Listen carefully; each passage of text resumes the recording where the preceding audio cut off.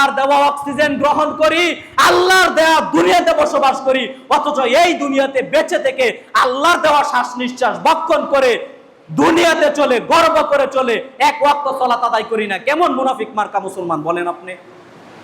কেন সালাত আদায় করি না? জবাব দিতে পারবেন আপনি কিয়ামতের মাঠে আল্লাহকে?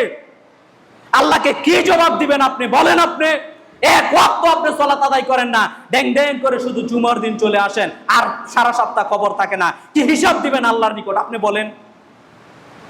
কি জবাব দিবেন আল্লাহর নিকট এটা আপনি বলেন? এই জবাব আমাকে দিতে হবে না ভাই।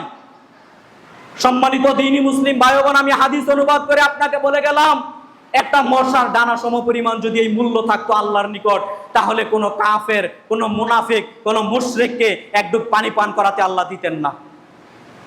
এজন্য দুনিয়াতে দেখবেন কাফের, বেঈমান, মুশরিক, মুনাফিক তারা আরো বেশি আরামায়েশে দুনিয়াতে বসবাস করে না ভাই? তাদেরকে আল্লাহ আরো বেশি অর্থ সম্পদ দিয়ে মালিক বানিয়ে রেখেছেন।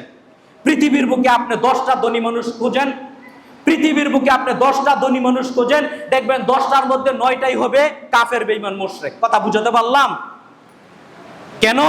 আল্লাহর নিকটে এই দুনিয়ার দাম নেই, এজন্য মুনাফিক, মুশরিক, কাফের দুনিয়া দিয়ে রেখেছেন, নে খা, দুনিয়াতে খা। আর ওই চরিত্রে ঢুকে গেছি আমরা মুসলিমরা, ওই চরিত্রের মধ্যে ঢুকে গেছি আমরা মুসলিমরা ভাই।